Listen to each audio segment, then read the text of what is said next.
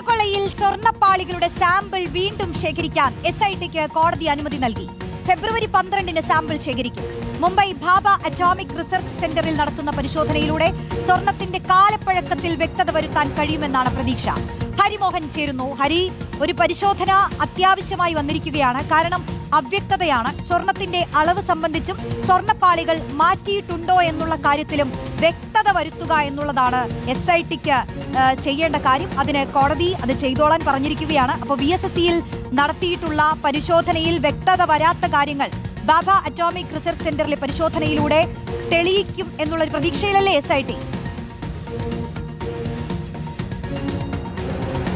റോഷ്നി, തീർച്ചയായിട്ടും അവസാന പ്രതീക്ഷ എന്ന് വേണമെങ്കിൽ SITയെ സംബന്ധിച്ച് പറയാം. കാരണം VSSCയിലായിരുന്നു പൂർണ്ണ പ്രതീക്ഷ ഈ ദിവസങ്ങളിൽ ഉണ്ടായിരുന്നത്.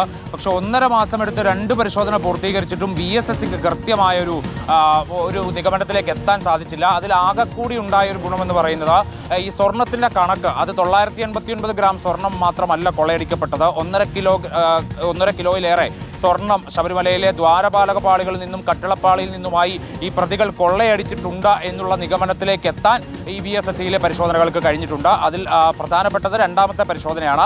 ആ പരിശോധന കഴിഞ്ഞപ്പോഴാണ് അതിനകത്തെ കുറച്ചൊക്കെ ഒരു വ്യക്തത ഉണ്ടായത്. പക്ഷെ അപ്പോഴും അവ്യക്തമായി നിലനിൽക്കുന്നത് ഈ കാലപ്പഴക്കമാണ്. അതായത് സ്വർണം പൂശിയ ശേഷം ഉണ്ണികൃഷ്ണൻ പോറ്റിയുടെ നേതൃത്വത്തിൽ തിരികെ സന്നിധാനത്ത് കൊണ്ടുവന്ന് ഘടിപ്പിച്ചത് ഈ ഒറിജിനൽ പാളികൾ തന്നെയാണോ അതെയോ ഡ്യൂപ്ലിക്കേറ്റ് പാളികളാണോ? ഈ ചെന്നൈയിൽ എത്തിച്ചുകൊണ്ട് ഈ പാളികൾ മാറ്റം വരുത്തിക്കൊണ്ട് പാളികളുടെ ഡ്യൂപ്ലിക്കേറ്റ് ആണോ സ്ഥാപിച്ചത് എന്നുള്ള കാര്യത്തിൽ ഇപ്പോഴും ഒരു വ്യക്തത വന്നിട്ടില്ല. 1998-ൽ വിജയമല്യയുടെ UB ഗ്രൂപ്പ് സ്ഥാപിച്ച സ്വർണം പൊതിഞ്ഞിട്ടുള്ള ഈ പാളികൾ തന്നെ ഇപ്പോഴും ശബരിമലയിൽ ഉണ്ടോ എന്നുള്ള കാര്യത്തിൽ ഒരു വ്യക്തതയില്ല. അതിന് കാരണമായിട്ട് VSSCയിലെ ശാസ്ത്രജ്ഞർ തന്നെ ചൂണ്ടിക്കാണിക്കുന്നത് അന്ന് മെർക്കുറി ഉപയോഗിച്ചാണ് ഈ സ്വർണം പൊതിഞ്ഞിട്ടുള്ളത്.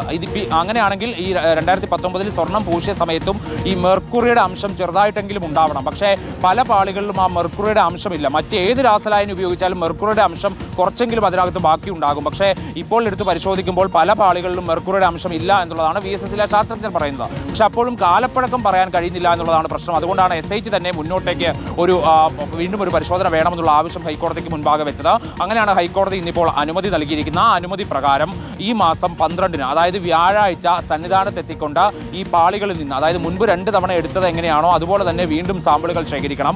ആ സാമ്പിളുകൾ ശേഖരിക്കുന്ന പ്രക്രിയയ്ക്ക് മുൻപേ ആയി പമ്പയിൽ ഒരു അവലോകന യോഗം ചേർന്നുകൊണ്ടായിരിക്കും അതിന്റെ നടപടിക്രമങ്ങൾ പൂർത്തീകരിക്കുക. അതായത് വീണ്ടും സന്നിധാനത്തെത്തിക്കൊണ്ട് ആ പാളികളിൽ നിന്ന് പരിശോധന നടത്തുമ്പോൾ ഒരുപാട് സമയമെടുക്കും. അതിന് പക്ഷേ 1-2 ദിവസം, ചിലപ്പോൾ ഒരു 3 ദിവസം വരെ നീളാനുള്ള സാധ്യത കൂടി ഇപ്പോൾ SITയിൽ നിന്ന് നമുക്ക് മനസ്സിലാക്കാൻ സാധിക്കുന്നുണ്ട്. അങ്ങനെ ആ സാമ്പിളുകൾ എടുത്തുകൊണ്ട് നേരെ ഇത്തവണ അയക്കുക VSSCയിലേക്കല്ല, മറിച്ച് SITയുടെ തന്നെ ശുപാർശ പ്രകാരം ഹൈക്കോടതി അനുവദിച്ച് നൽകിയിരിക്കുന്നത് മുംബൈയിലെ ഭാഭ അറ്റോമിക് റിസർച്ച് സെന്ററിലെ ദേശീയ മെത്തഡോളജിക്കൽ ലബോറട്ടറി, അത്യാധുനിക സംവിധാനങ്ങളുള്ള ലബോറട്ടറിയാണ്.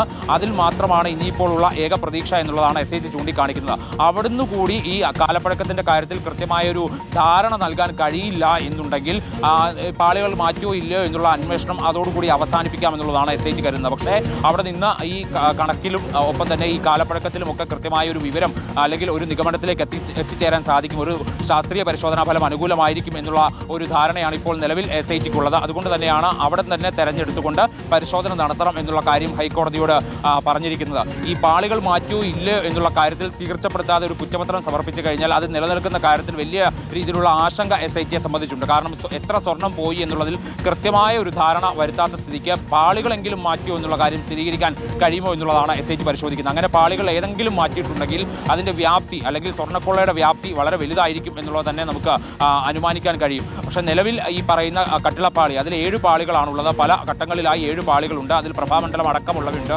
ഇതുകൂടാതെ ദ്വാരപാലക പാളികളുണ്ട്. അത് 10-ലധികം പാളികളുമുണ്ട്. അപ്പോൾ ഇത്രയധികം പാളികളിൽ നിന്ന് ഏതൊക്കെ പാളികളാണ് മാറ്റിയിട്ടുണ്ടാവുക, അല്ലെങ്കിൽ ഏതെങ്കിലും പാളികൾ മാറ്റിയിട്ടുണ്ടോ, ഈ കാര്യങ്ങളിലൊക്കെയാണ് ഒരു സ്ഥിരീകരണം നടത്തേണ്ടത്.